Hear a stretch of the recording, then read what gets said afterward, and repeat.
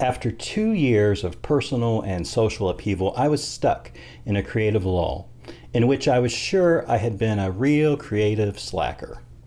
I was convinced I hadn't written nearly enough. And on my worst days, I told myself I hadn't written at all. But how I feel about my creative life isn't always an accurate reflection of reality.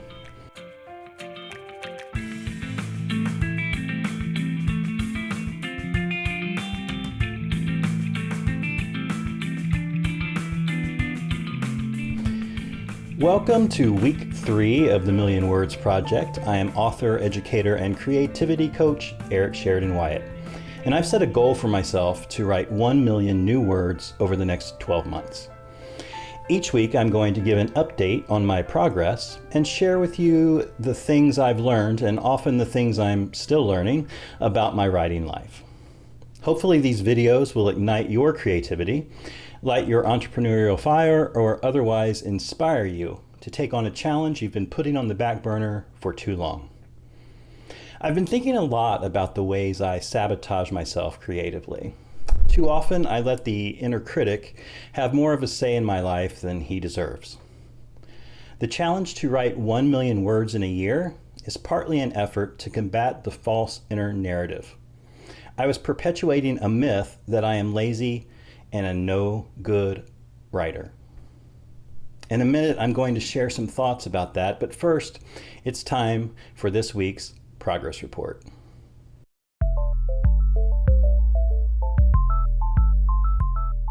Week 3 was a pretty straightforward week for me. I met the weekly goal of 20,000 words with a grand total of 20,733, so I just snuck over the line. Adding week 3 to my grand total so far, and I have 64,605 words recorded so far, which is a little over 4,500 ahead of the pace. As with the 2 prior weeks, this total is heavily weighted towards the life document category, which is an ongoing multi-year project that I started earlier this year. In future episodes, I'll give you some more detailed information about the different categories and ongoing projects, as well as my philosophy of balance in my creative life. But for now, I will simply say that what you see represented in this pie chart is not the ideal balance that I envision in my writing life. I'm currently a little out of balance for a couple of reasons. The 2 most pressing reasons are I'm not currently working on any ghostwriting projects for clients, and I am not currently working on any fiction writing at all. What was most important to me these first couple of weeks of this project was to just write. I wanted to regain a more robust rhythm of writing as a sort of proof of concept for the entire project.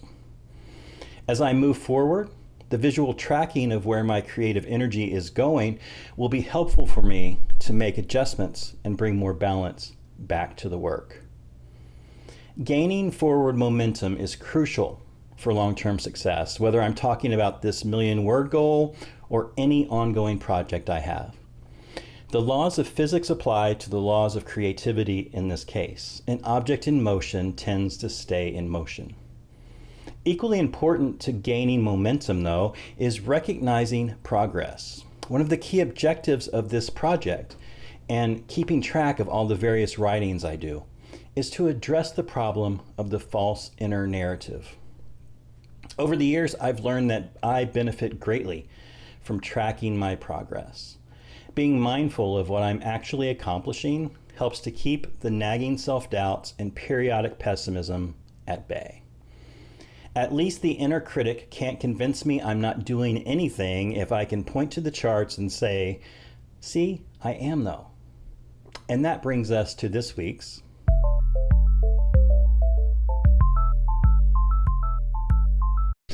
The genesis of the Million Words Project came about early this year, in the late winter and early spring months of 2022. I was feeling really low creatively. Like many people, the COVID-era pandemic response had dramatically disrupted my life. I couldn't teach the in-person classes and seminars I had been teaching. My long-term writers group that had met twice monthly for half a dozen years could no longer get together. And I lost my day job because the Florida service industry temporarily collapsed due to travel restrictions, lockdowns, and social isolation. During 2020, months went by where I felt like I had all the time in the world because time was moving so slowly and every day seemed the same. But those early months of isolation and quarantine were some of the least productive months of my life. For some artists and creatives, the lockdowns and general slowing down of society worked to their advantage. They capitalized on the opportunity to work on their creative projects, but I was not in that group. I, along with several writer friends and other artists I know, emerged from the first year of the COVID era feeling simultaneously thankful to have survived the unexpected disruption of society, but also questioning if they'd used all that extra time wisely. Businesses, schools, commerce began to reopen, and little by little, life began to return to something close to normal. The days that seemed to last for weeks during the lockdowns slowly began to fill with other activities, other obligations, and even other people. In the aftermath, I relocated to northern Kentucky and restarted my life. It was a big change, but a happy choice, and all was good. But as 2021 turned into 2022, I was experiencing a major creative funk.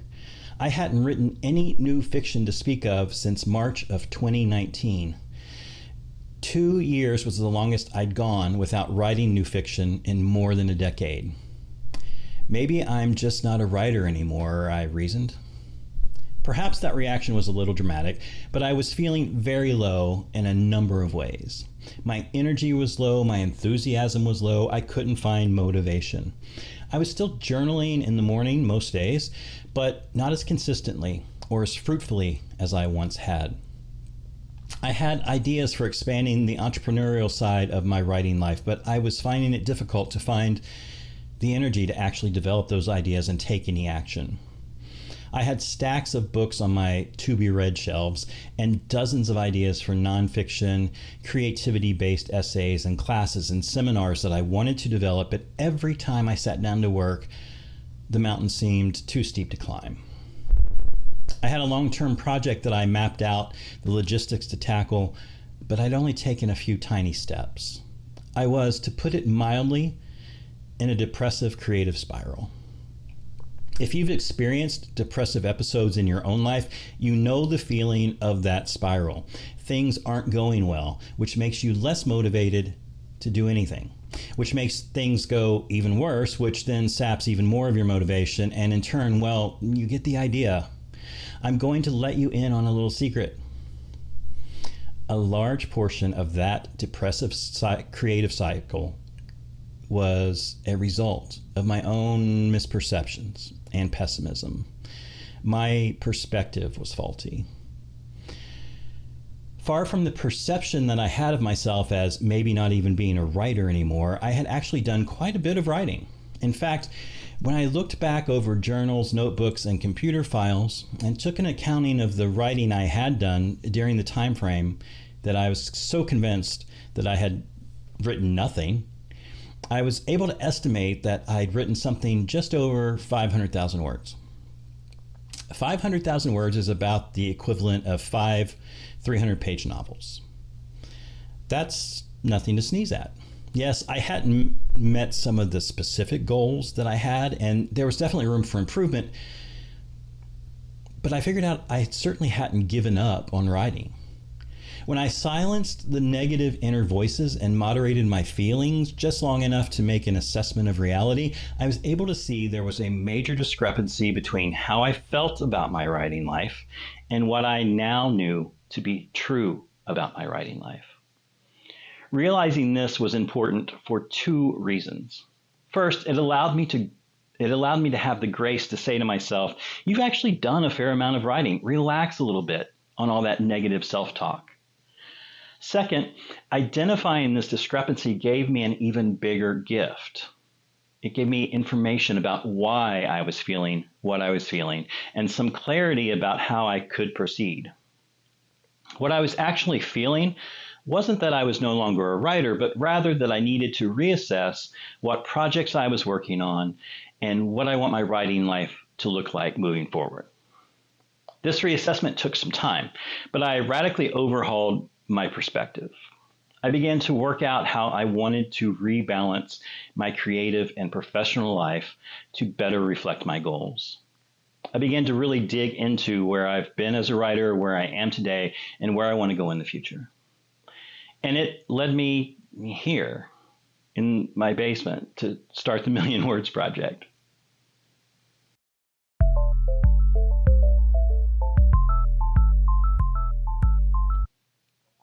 You may be doing more to obtain your creative or other goals than you give yourself credit for. The voice of our inner critic is often so pervasive that we begin to believe half truths and partial realities. If you find yourself in a depressive creative spiral, or if you're just stuck in the place of crippling self doubt, there are ways to overcome the negative gravity of a creative black hole. And those methods of overcoming all start with being mindful of the stories we are telling ourselves and making a frank assessment of what is real and what is overactive pessimism. One starting point is to acknowledge the inner critic's voice and then make the effort to build a case for rebuttal. Julia Cameron, author of one of the books I've used to teach about creativity the most, called The Artist's Way, says this: what you say about or what you say to your critic is this: ah, thank you for sharing. And then you turn your critic from a voice of doom and gloom into a little cartoon character. That cartoon character can be as negative as it wants, and you can just step past it.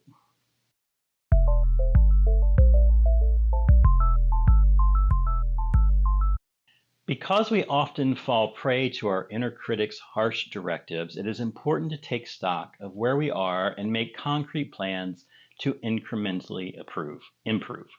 Many times you may realize, like I did, that you aren't doing nearly as badly as the inner critic would have you believe. Other times you may realize the inner critic had the diagnosis correct, but that there are specific steps you can take to get back on a productive path. Remember, the philosophy behind this Million Words Project is that small steps lead to big progress. It is important to make a fair assessment. To truly combat the inner critic's voice, you can't just pretend that you're firing on all cylinders if you're not.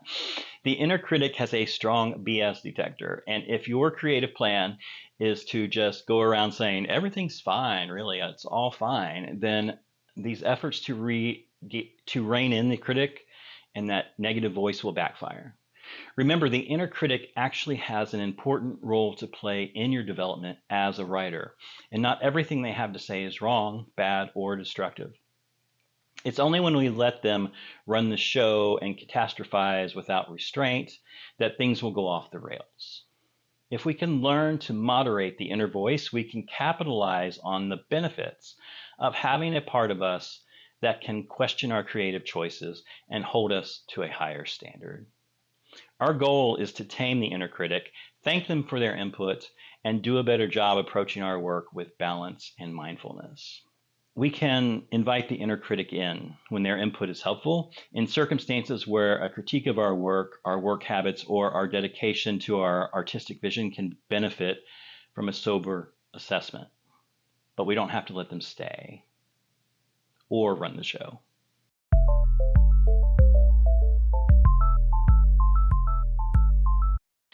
As we wrap up this week, I want to leave you with a few questions you can answer about your own creative work.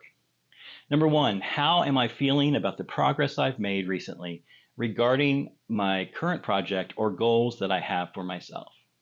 Number two, is that feeling supported by the facts? Here, it might be helpful to list some of the things you've actually done in pursuit of your goal, and to be fair in listing good and bad. Number three, what are the 2 or 3 micro goals or stepping stones that I can take action on this week so that I can look back at the end of the week or next week and recognize that I am making slow but steady progress toward the things that are important to me? If you have a creative partner or a co-conspirator with whom you discuss your goals and progress, then awesome. These questions will give you something to talk about. If you don't have a creative community, you can leave a comment below and maybe you'll find someone to connect with here.